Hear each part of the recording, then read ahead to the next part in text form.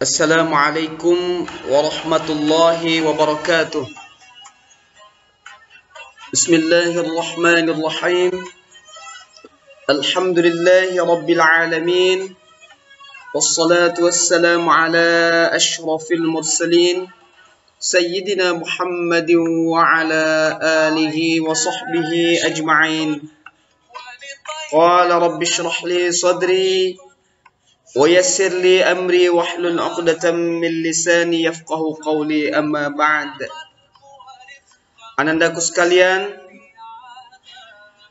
pada kesempatan ini kita kembali akan melanjutkan bahasan materi kita tentang iman kepada hari akhir. Dan pada kesempatan ini kita akan fokus pada dua hal. Yang pertama, Bapak akan memberikan gambaran singkat tentang huru-hara kiamat. Dan kali ini kita akan menyimak bacaan surah Al-Zalzalah ayat 1 sampai 8. Kemudian kita lanjutkan dengan tanda-tanda akan datangnya hari kiamat. Anandaku sekalian, itulah yang akan menjadi fokus materi kita pada pertemuan kali ini. Baik anandaku sekalian, berikut ini kita akan mencoba menyimak bacaan surah Al-Zalzalah dimulai dari ayat 1 sampai 8, dan nanti juga akan Bapak bacakan terjemahannya dan sedikit ulasan tentang ayat ini. Baik, Bapak akan bacakan ayat ini dan silahkan Ananda simak dengan seksama, karena nanti insya Allah Bapak juga akan meminta Ananda untuk membacakan ayat ini, insyaallah. A'udzu billahi minasy syaithanir rajim.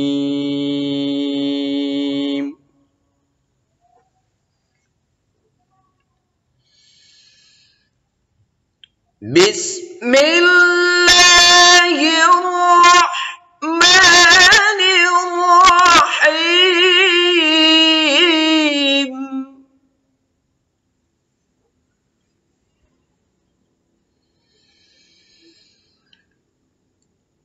Idza zulzilatil ardu zilzalaha wa akhrajatil ardu athqalaha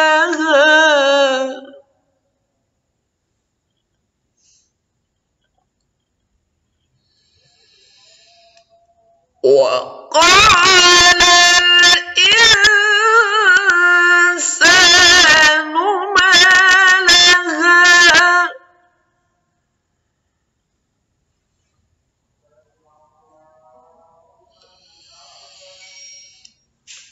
yawma idzin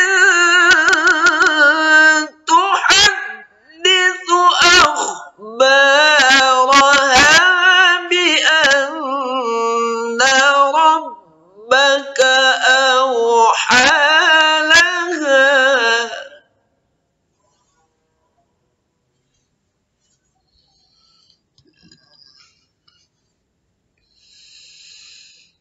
yawma yasdurun nasu ashtatan liyuraw a'malahum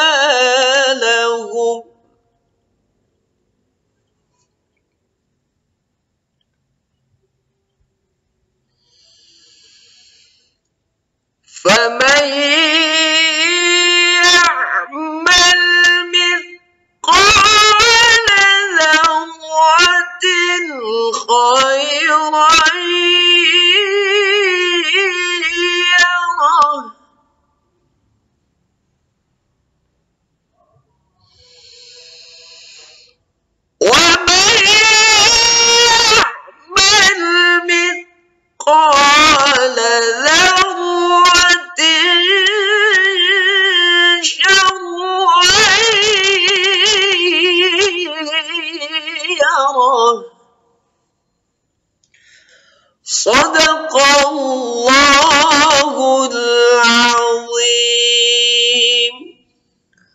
Baik, anandaku. Sekarang mari kita simak terjemahan dari ayat yang barusan Bapak bacakan tadi. Di ayat pertama, Allah Subhanahu wa ta'ala berfirman yang artinya apabila bumi digoncangkan dengan goncangan yang dahsyat. Jadi di ayat ini Allah gambarkan bahwa suatu saat nanti bumi itu akan Allah goncangkan. Bukan sekedar bergoncang ya, tapi goncangannya dahsyat. Untuk sekedar ilustrasi, Ananda boleh lihat gambar di sebelahnya itu. Mungkin untuk sekedar gambaran ya. Alangkah ngerinya kalau sempat bumi terbelah seperti itu ya. Bangunan-bangunan yang ada di atasnya masuk ke dalam perut bumi. Tapi kali ini goncangannya bukan menyebabkan bangunan-bangunan itu masuk ke perut bumi, tapi isi perut bumi itu justru berhamburan keluar. Sebagaimana yang Allah jelaskan di ayat berikutnya, di ayat 2, dan bumi telah mengeluarkan beban-beban berat yang dikandungnya. Jadi kalau ibarat botol ya, berisi air terus kita goncang, kemudian tiba-tiba botol itu pecah dan airnya berhamburan keluar, kira-kira begitu Ananda sekalian ya. Berarti sangat dahsyat goncangannya dan tentu sangat mengerikan. Memang ketika itu bumi ini memang mau dihancurkan. Kemudian di ayat 3, dan manusia ketika itu bertanya, mengapa bumi menjadi begini? Heran ya, tidak pernah mendapati kejadian dahsyat seperti itu. Kemudian di ayat 5, rupanya hal yang demikian itu adalah perintah Allah ya. Sebagaimana terjemahan ayat di ayat 5 itu. Ayat 4. Pada hari itu bumi menceritakan beritanya. Dan di ayat 5, karena sesungguhnya Tuhanmu telah memerintahkan yang sedemikian itu kepadanya. Ya, memang itu sudah kehendak Allah Anda sekalian. Bumi menjadi hancur lebur begitu, berguncang begitu, itu adalah kehendak Allah. Nah, kemudian di ayat 6 itu Allah kisahkan ya. Setelah bumi berguncang, kemudian semua makhluk mati. Kemudian di ayat 6 itu Allah jelaskan, pada hari itu manusia keluar dari kuburnya dalam keadaan bermacam-macam, supaya diperlihatkan kepada mereka balasan pekerjaan mereka. Jadi setelah bumi berguncang, makhluk mati termasuk manusia, kemudian Allah bangkitkan kembali. Untuk apa dibangkitkan? Untuk menerima balasan dari semua pekerjaan mereka semasa hidup di dunia, sebagaimana yang Allah sudah pernah janjikan di dalam Al-Quran. Ya, dan sebagian manusia ada yang mendustakan itu. Dan pada hari itu, mereka baru percaya, oh ternyata memang kita dibangkitkan. Kira-kira begitu ya. Dan ketika itu manusia bangkit disesuaikan dengan amalnya masing-masing. Ya, ada yang wajahnya berseri-seri, mungkin karena amal solihnya banyak. Ada juga yang mukanya hitam legam. Ada juga yang kepalanya diganti dengan kepala binatang. Bermacam-macam. Mungkin karena dosa-dosa yang ia lakukan semasa hidup. Kemudian di ayat berikutnya, ayat 7, Allah jelaskan, barang siapa yang mengerjakan kebaikan seberat zarrah pun, niscaya dia akan melihat balasannya. Maksudnya, yang namanya amal baik itu sekecil apapun. Digambarkan dalam ayat ini sebesar zarrah. Katakanlah zarrah itu sebesar biji sawi lah begitu Ananda ya. Barang yang sekecil itu, kebaikan, itu pun akan diperlihatkan oleh Allah balasannya. Dan sebaliknya, di ayat 8, Allah berfirman, dan barang siapa yang mengerjakan kejahatan sebesar zarrah pun, niscaya dia akan melihat balasannya pula. Jadi kesimpulannya,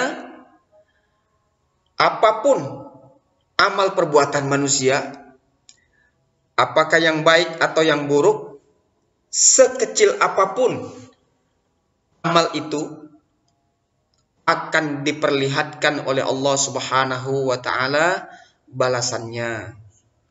Jadi ananda sekalian, hikmah yang dapat kita ambil dari ayat yang barusan Bapak bacakan ini, bahwa pertama, kelak manusia itu betul-betul akan dimatikan dan akan dibangkitkan kembali oleh Allah Subhanahu wa taala untuk diberi balasan terhadap semua perbuatannya semasa hidup. Karena itu hendaklah kita semua ya sebagai hamba Allah yang memiliki wawasan keilmuan, khususnya ilmu agama, terutama setelah membaca ayat ini, janganlah kita membiarkan diri kita ya terjerumus ke dalam perbuatan-perbuatan yang bisa mendatangkan dosa kepada Allah Subhanahu wa taala dan pada akhirnya mendatangkan kerugian untuk diri kita sendiri. Ya, nak ya. Hendaklah kita senantiasa mengisi waktu-waktu kita dengan hal-hal yang bernilai amal salih di sisi Allah Subhanahu wa taala. Kira-kira itu yang bisa kita ambil dari ayat ini. Selanjutnya, nandaku sekalian, kita masuk ke bahasan tanda-tanda akan datangnya hari kiamat. Ya, dan kali ini kita akan mencoba mencermati tanda-tanda kecilnya dulu. Ya, dan tanda-tanda kecil ini sebetulnya sudah terjadi ya, baik dahulu bahkan hingga sekarang dan mungkin sampai akhir zaman nanti. Yang pertama, tanda kecil kiamat itu banyak terjadi pembunuhan ya terhadap sesama manusia, di mana harga nyawa manusia itu menjadi sangat murah. Ya, Anda sekalian, dan kejadian-kejadian seperti ini sering kita saksikan di media-media televisi dan tidak mustahil berlangsung di depan mata kita. Kadang-kadang hanya karena hal-hal sepele melayang nyawa manusia. Anda sekalian, untuk kita ketahui, ketika seseorang membunuh orang lain tanpa alasan yang dibenarkan, maka dosanya seolah-olah dia telah membunuh manusia sedunia. Na'udzubillah min zalik. Mudah-mudahan Allah jauhkan kita ya dari pembunuhan, apakah membunuh orang ataupun dibunuh orang. Na'udzubillah min zalik. Itu tanda yang pertama. Selanjutnya tanda yang kedua, populasi wanita itu lebih banyak daripada populasi pria. Jadi menjadi salah satu tanda kecil dari kiamat atau akan datangnya kiamat itu adalah di mana akan didapati populasi wanita itu lebih banyak daripada populasi pria. Bisa berbanding 1 sampai 10 atau bahkan lebih dari itu. Dan mungkin saat ini sudah bisa kita lihat ya. Selanjutnya, Anda sekalian, tanda-tanda kecil dari semakin dekatnya kiamat juga adalah banyak terjadi bencana alam di muka bumi ini. Misalnya saja gunung meletus ya, banjir bandang, tanah longsor, tsunami, kebakaran, dan sebagainya. Dan Allah jelaskan di dalam Al-Quran bahwa ketika bencana menimpa manusia, itu Allah jelaskan bahwa sesungguhnya itu akibat ulah manusia itu sendiri. Apa ulah manusia yang dimaksud yang mengundang bencana itu? Dosa-dosa yang manusia lakukan. Ya. Jadi bencana itu datang adalah justru karena ulah manusia. Ya, yang terlalu banyak melakukan dosa kepada Allah Subhanahu wa taala. Sehingga Allah kirimkan bencana. Jadi marilah kita seminimal mungkin, ya, kalaupun memang harus melakukan dosa, jangan sampai dosa-dosa kita itu kita sengaja, dan kalaupun terlanjur berbuat dosa, segeralah bertaubat kepada Allah Subhanahu wa taala. Sehingga mudah-mudahan Allah tidak menimpakan bala kepada kita ataupun tanah air kita. Kemudian selanjutnya, ananda sekalian, itu Al-Quran tinggal tulisannya saja. Maksudnya bukan berarti Al-Quran tidak ada. Al-Quran itu ada, tapi tidak dibaca lagi. Ya, ananda sekalian, sedikit jumlah manusia yang bisa membaca Al-Quran. Ya, kalaupun Al-Quran ada, ya sekedar untuk pajangan. Dan kalaupun Al-Quran dibaca, tak lebih, ya, untuk sekedar bacaan sebatas kerongkongan saja. Jadi tidak lagi dipahami, apalagi diamalkan. Nah, ini juga menjadi tanda-tanda semakin dekatnya kiamat. Selanjutnya, ananda sekalian, yang namanya ilmu agama itu dianggap sesuatu yang tidak penting. Ya. Jadi kalau ada orang belajar agama itu dianggap kuno. Ya. Enggak usah belajar agama, kuno. Agama itu cuma untuk anak-anak pesantren.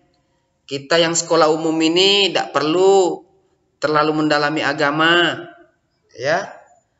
Nah, itu salah sekalian Anda sekalian. Jadi agama itu bukan untuk anak pesantren saja, tetapi untuk semua manusia, ya, yang beragama. Nah, kita tentu mengaku diri kita beragama Islam, maka ilmu agama Islam itu wajib kita pelajari. Anda sekalian, orang yang tidak mempunyai ilmu agama, maka hidupnya kelak, ya, akan terombang-ambing dan pada akhirnya akan berujung penyesalan, ya. Penyesalan itu karena dia akan mendapati hidupnya nanti penuh dengan kesengsaraan, ya, dan pada akhirnya nanti di akhirat dia akan masuk neraka. Kenapa? Karena, ya, orang yang beribadah, ya, dia merasa dirinya beribadah, tetapi dia tidak mendasari ibadahnya itu dengan ilmu, maka ibadahnya ditolak. Nah, itulah yang membuat dia akan sengsara nanti, ya, baik di dunia maupun di akhirat. Kemudian salah satu tanda kecil dari semakin dekatnya kiamat juga adalah mabuk-mabukan, ya, dengan meminum minuman keras atau memakan dan meminum obat-obatan yang bisa membuat manusia mabuk, ya, itu semakin banyak dan bahkan sudah menjadi sarapan pagi kita, ya, setiap hari. Saya maksud bukan makanan, tetapi kita sering disuguhkan dengan berita-berita seperti ini. Dan meminum minuman keras ini mengakibatkan manusia mabuk, dan mabuk itu adalah cikal bakal atau pokok pangkal dari perbuatan dosa-dosa yang lain. Biasanya orang kalau sudah mabuk, nalarnya hilang, nah itu gampang tersinggung. Kalau tersinggung, tahu-tahu, ya, membunuh orang, ya, tahu-tahu memperkosa orang dan sebagainya. Jadi Anda sekalian, ketika minuman keras, ya, atau mabuk-mabukan sudah marak di mana-mana, ini menjadi tanda bahwa kiamat itu, ya, sudah semakin dekat. Kemudian nauzubillah min dzalik, banyak anak-anak yang tidak lagi, ya, menghormati dan menghargai ayah dan ibunya, alias banyak anak-anak yang durhaka kepada ayah dan bundanya, ya. Mudah-mudahan kita tidak termasuk ke dalam golongan anak-anak yang durhaka itu. Nauzubillah min zalik. Kemudian tanda berikutnya, nah ini ananda sekalian, berhati-hatilah anandaku, para remaja putra dan putri, perzinahan ya marak di mana-mana. Pergaulan bebas itu dianggap sesuatu yang biasa ya.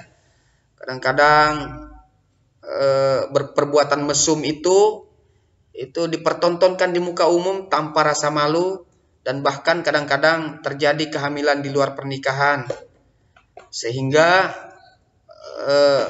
lahirlah anak-anak ya yang tidak sah. Kalau bahasa Jambinya itu apa itu ya, anak seperti itu, mohon maaf ini bahasa Jambi, anak kampang namanya. Nah, kita tentu tidak menginginkan itu anandaku sekalian. Bagi anandaku yang laki-laki, terutama kalian yang masih dalam tahap ya menuju cita-cita alias menuntut ilmu, kau gapailah cita-citamu lebih cepat nak. Abaikanlah dulu ya urusan lawan jenis. Kalau kau nanti sudah tercapai cita-citamu, kau boleh pilih mana wanita yang kau senangi ya.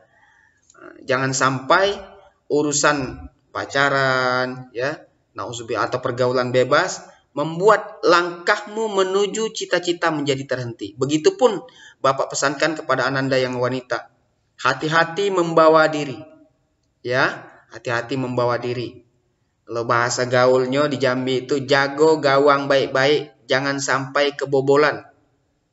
Enak ya, jangan membuat ya dirimu menjadi wanita murahan. Hanya karena modal kertas yang isinya pernyataan cinta, terus dikasihkan galau ya, ujung rambut sampai ujung kaki. Nauzubillah min zalik, alangkah murahnya. Sedangkan pelacur dipegang-pegang masih dibayar orang, awak pelacur tidak dipegang-pegang gratis.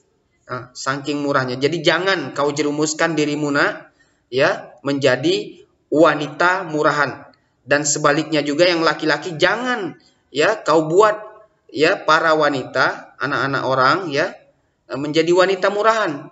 Ingat, kelak kau akan berkeluarga. Jangan sampai perbuatan jelekmu itu terulang kepada generasimu yang akan datang. Nauzubillah min dzalik.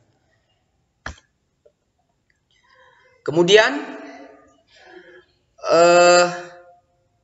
tanda kecil kiamat berikutnya adalah itu banyak sekali ya praktek-praktek riba di sekitar kita ya. Riba itu ananda sekalian adalah sesuatu yang Allah larang ya di dalam Al-Qur'an Al-Karim. Sebagaimana firman-Nya, wa ahallallahu al-bai'a wa harrama riba. Allah menghalalkan jual beli dan mengharamkan riba. Apa riba itu? Mungkin sekedar untuk mengantarkan pemahaman.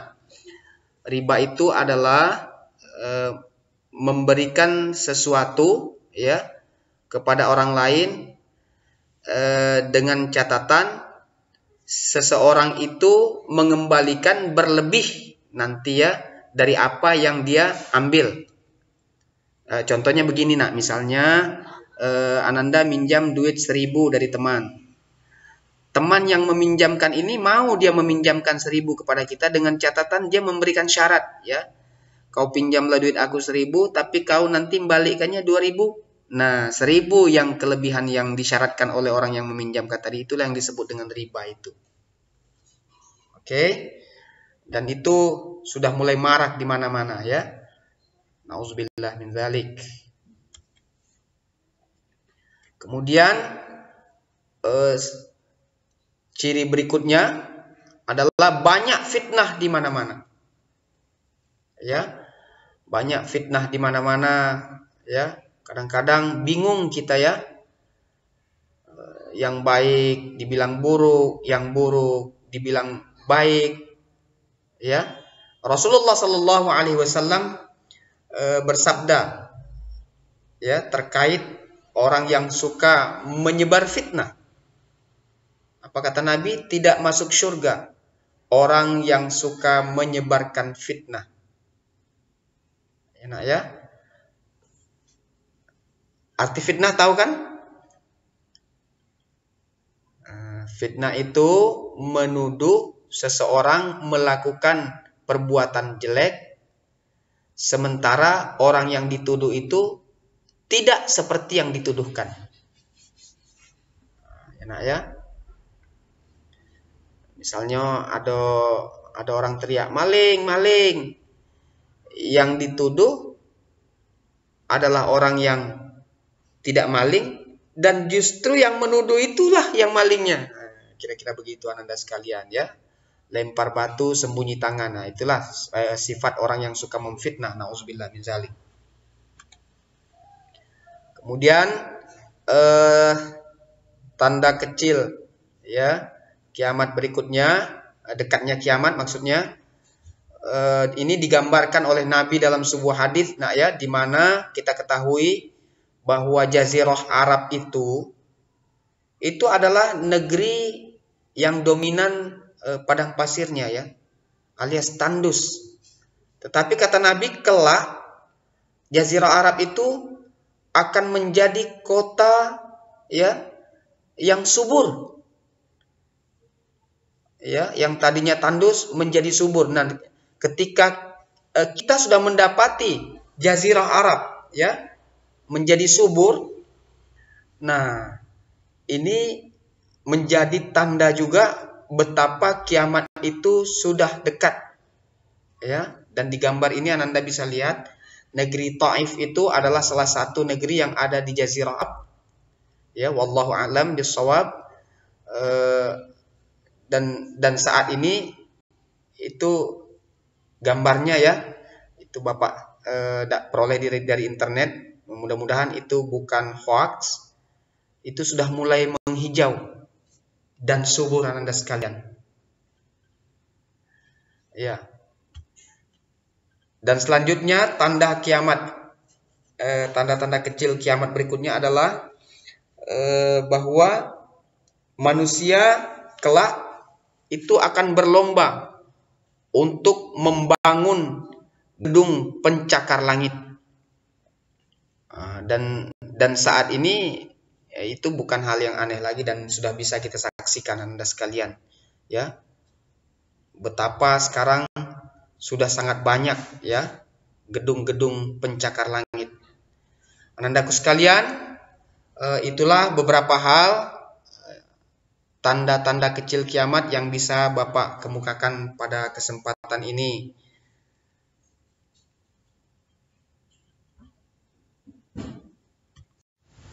Anandaku sekalian, berikut ini adalah catatan ya tentang tanda-tanda kecil akan datangnya hari kiamat, dan ini merupakan catatan dari penjelasan gambar-gambar yang sudah Bapak sampaikan di slide sebelumnya. Ya, ini Bapak maksudkan supaya Ananda mudah dalam mengulang dan menghafalkan kembali pelajaran kita tentang tanda-tanda kecil kiamat. Enak ya? Nah, ini ya. Silakan Ananda baca sendiri. Dan berikutnya mari kita masuk ke tanda-tanda besar kiamat. Enak ya? Selamat menyaksikan. Baik, Anandaku sekalian, berikut ini kita akan uraikan ya tanda-tanda kiamat kubra atau besar yang didasarkan kepada penjelasan Rasulullah Nabi Muhammad sallallahu alaihi wasallam. Adapun tanda-tanda besar kiamat yang pertama adalah akan terjadi yang namanya ad-dukhan. Ad-dukhan itu kabut asap yang sangat panas dan mematikan, di mana kabut asap ini itu akan berlangsung 40 hari 40 malam, dan panasnya akan membuat kulit melepuh, ya nak ya, terutama membuat kulit orang-orang kafir melepuh. Jadi sangat mengerikan, dan insya Allah ini belum terjadi ya nak ya, belum terjadi. Kalau beberapa waktu yang lalu kita diresahkan dengan adanya kabut asap akibat kebakaran hutan itu belum seberapanya itu ananda sekalian, belum. Dan itu mungkin belum layak disebut sebagai ad-dukhan. Bapak sih berharap mudah-mudahan kita jangan ketemu lah ini ya. Sangat mengerikan. Jadi kalau tidak ketemu macam mana Pak? Berarti kita sudah mati lebih dulu ya. Ya mudah-mudahan Allah matikan kita dalam keadaan beriman. Ya, husnul khatimah. Insya Allah. Nah, itu ananda sekalian, tanda besar akan datangnya kiamat. Ya, yang pertama. Kemudian yang kedua, ini gambar yang ananda lihat ini nak, ini cuman sekedar imajinasi manusia ya untuk menggambarkan sosok seorang Dajjal itu. Jadi nanti akan ada akan ada yang namanya Dajjal. Dajjal ini ya sebagaimana yang dikutip dari beberapa hadis itu Nabi jelaskan dia adalah sosok manusia. Dia manusia ya, bermata satu, kemudian di dahinya itu ada tertulis kafir ya, dan tulisan kafir itu hanya bisa dibaca oleh orang-orang yang beriman, dan kelak dia akan datang ya mengaku sebagai Tuhan ya. Jadi kepada manusia dia menawarkan surga ya, yang pada hakikatnya di sisi Allah adalah neraka. Dan kemudian neraka yang dia tawarkan itu pada hakikatnya di sisi Allah justru adalah surga. Nah, para pengikut Dajjal ini diantaranya adalah kaum Yahudi, kemudian anak-anak yang lahir di luar pernikahan, kemudian seluruh manusia yang suka pada kemaksiatan. Jadi Dajjal ini adalah simbol kelompok ya yang membangkang perintah-perintah Allah.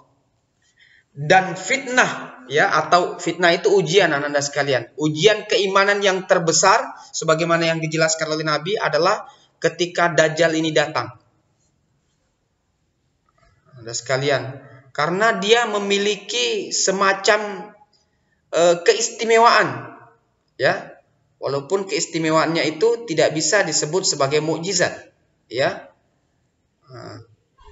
Jadi dia memiliki keistimewaan dan bisa mempengaruhi ya pemikiran-pemikiran manusia. Yang terpengaruh oleh Dajjal, maka dapat dipastikan dia kelak di akhirat akan menjadi golongan kiri. Ananda sekalian, bercerita tentang Dajjal ini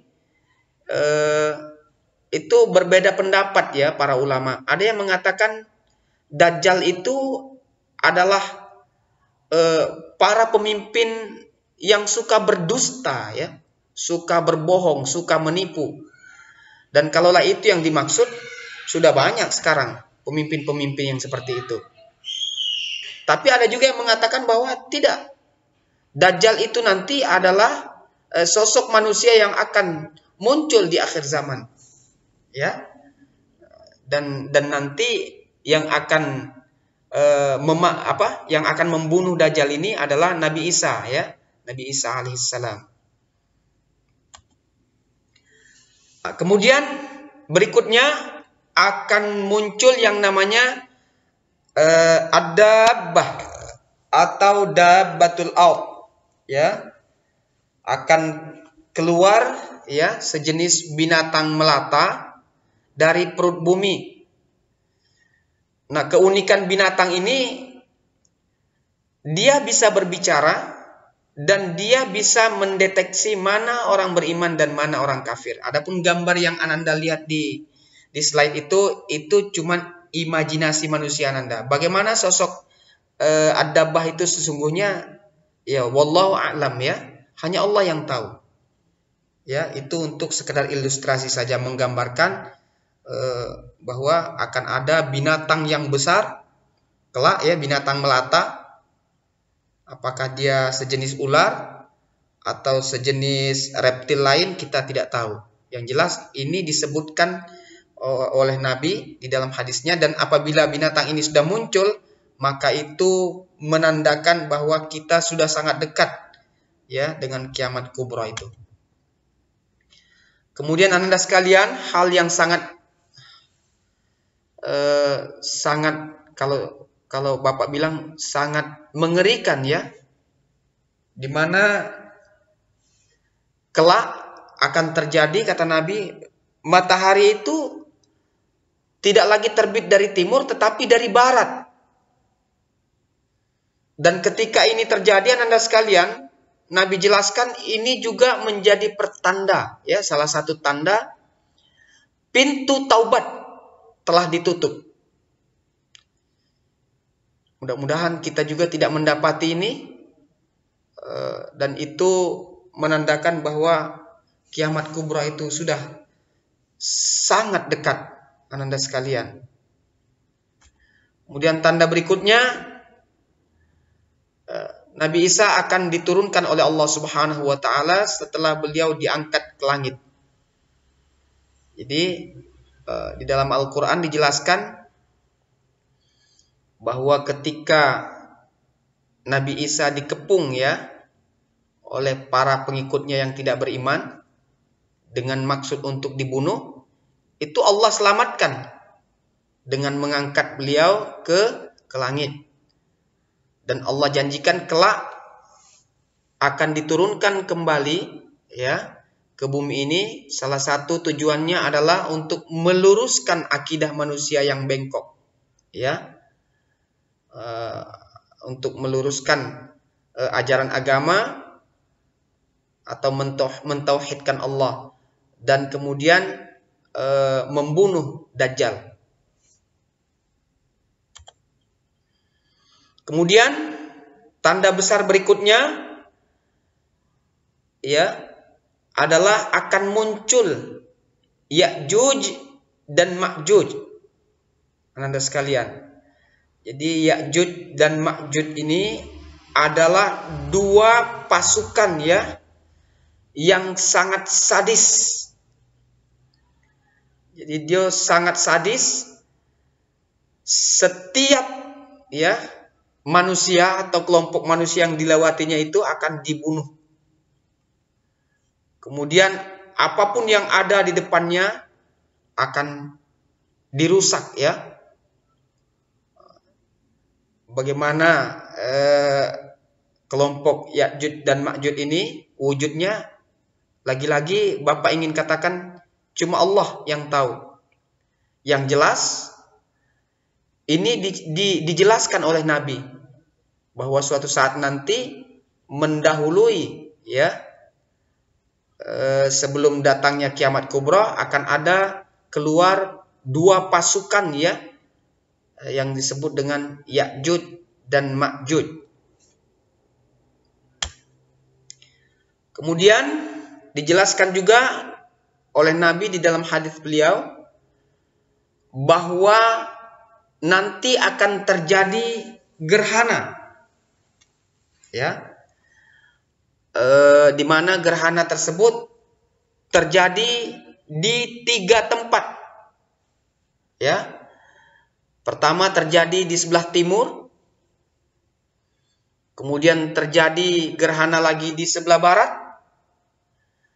dan terjadi juga gerhana di Jazirah Arab.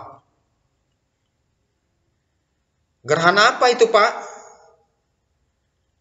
Bapak ingin katakan hanya Allah yang tahu apakah gerhana matahari atau gerhana bulan, yang jelas gerhana Dan yang biasa gerhana itu kalau tidak matahari ya bulan.